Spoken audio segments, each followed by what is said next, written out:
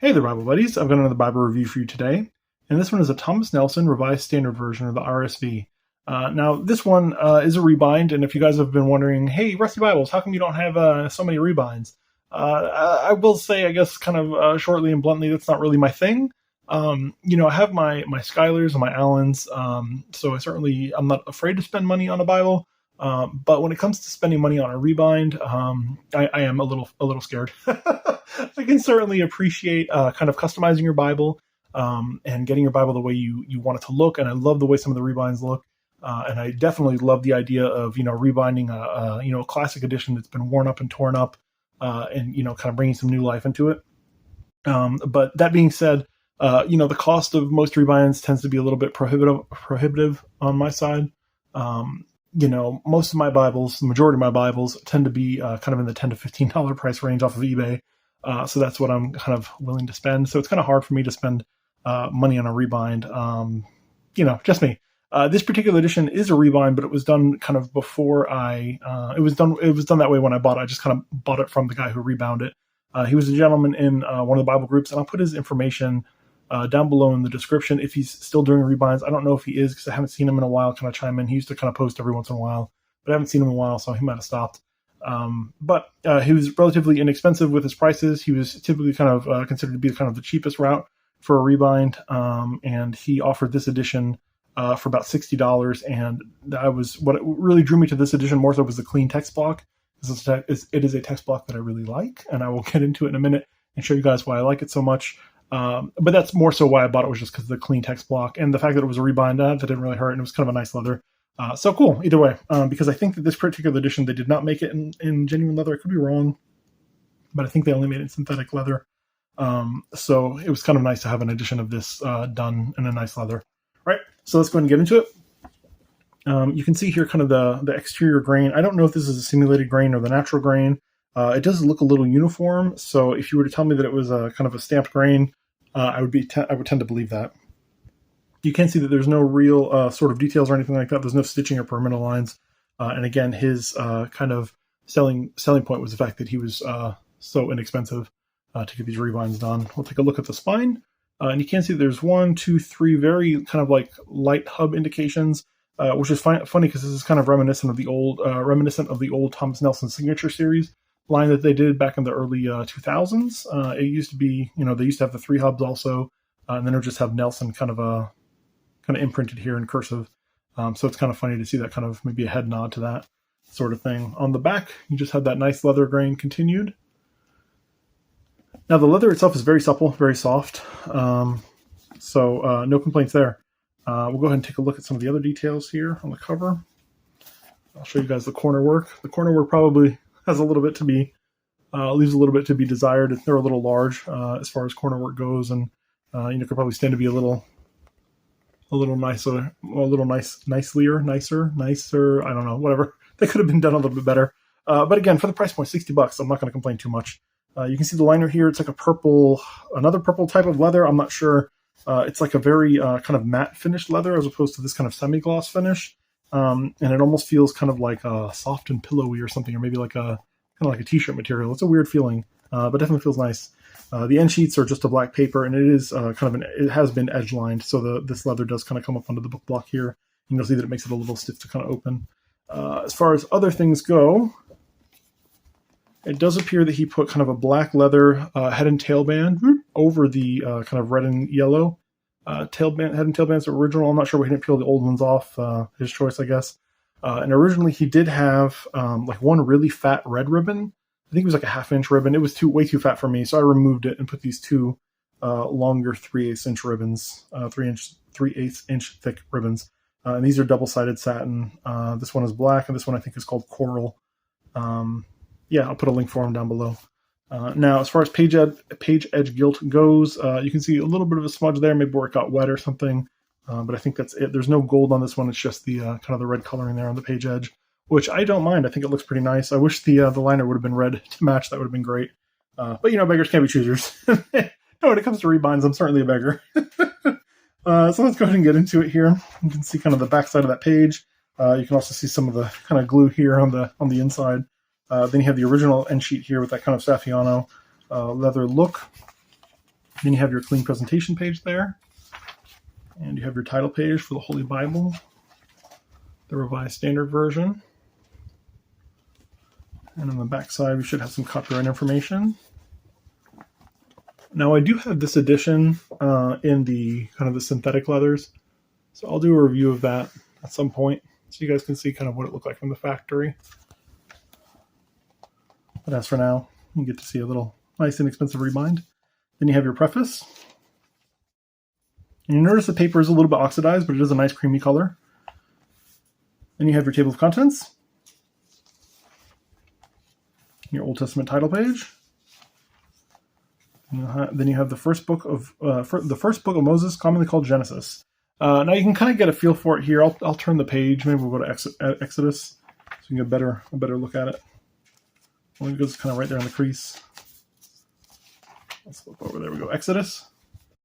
Now you can kind of see the selling point, the selling feature for this particular layout is definitely these drop caps. Now, if I counted correctly, I think this is a 10-line drop cap, so it's a doozy. It's a big one. But you can see that, just the nice giant T, and then it has the nice little kind of floral accents there. So it's a very nice looking drop cap. I very much enjoy the way that looks. I do wish that it was on every chapter and not just at the beginning of the books. But again, beggars can't be choosers, so I'll take the nice drop caps at the beginning of the books instead of at the beginning of every chapter. Boo-hoo, right? Now, as far as layout goes, let's turn one page. We'll kind of get a better feel for it. It is a double column paragraph that's kind of standard for the RSV. You have the double line drop cap for the chapter numbers. You do have the page numbers at the bottom center, along with some very minimal kind of references and some translator footnotes. I'll let you guys see some of them there. And then at the top, you have the book name, and then it appears to be the chapter that, to be honest, I can't really tell. It's kind of inconsistent here because here you have Exodus 3 listed, right? So you have the book name and the chapter, but this is like the remainder of chapter 3. However, on this page, so Exodus 6. So it appears what they're doing is the beginning, whatever chapter has a remainder at the beginning, and then the kind of the ending chapter. Here's what it looks like.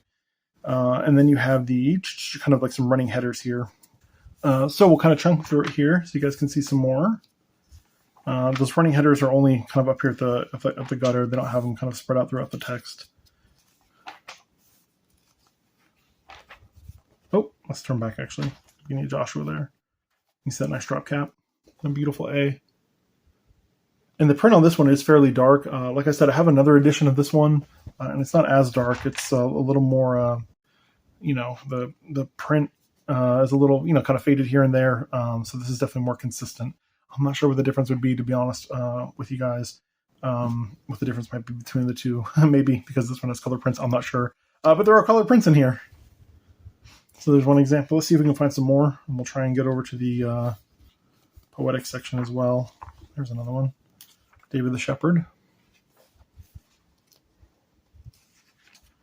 And Ruth. I'll flip through. There's another drop cap A again. Let's try and get to Psalms. There we go. So you see this nice layout of Psalms. It doesn't look like they tried to get rid of the single word lines. There are quite a few of them here. So there is some poetic formatting, but they didn't go extra hard on it or anything. Take a look at the paper. It is a nice paper. I don't think it's India paper, but it is very nice nonetheless. The show through is very minimal. So thankfully, you can see a little bit, but not very much. Not as good as India paper, but not very much. So we'll get to the New Testament here. We have Malachi and the end of it. Then we have the New Testament title page. And then we have the New Testament table of contents there. Funny because the table of contents is dog-eared just like the front one was. I don't know why they decided to dog-ear those couple of pages. Then you have your second New Testament title page and the Gospel according to Matthew with that very nice drop cap again. And some more of the footnotes and cross-references there. I'll check and see, but I believe it is a black letter text. And then we have Jesus teaching his disciples to pray. On the flip side of that, infant Jesus. And we have, black letter text. So you can see the cross-references get a little bit more heavy in the New Testament. which is nice to see they added quite a few there. But yeah, let's go ahead and get to the end, see if there's anything.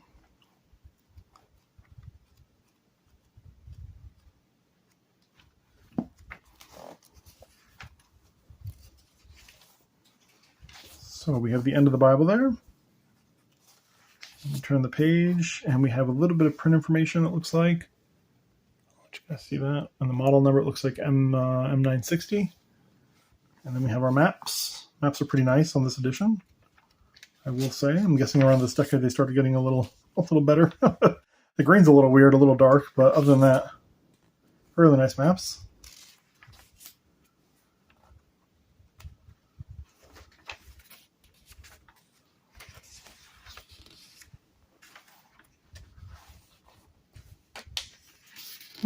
Yeah, nice maps overall.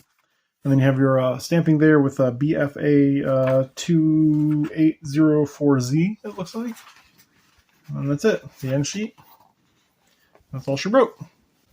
All right, now we will do the measurements. So this one comes in. Now, mind you, this isn't a factory Bible, so I don't even know why I'm giving you the exterior measurements. But for giggles, I guess, right? It is 8 3/4, right on the dot.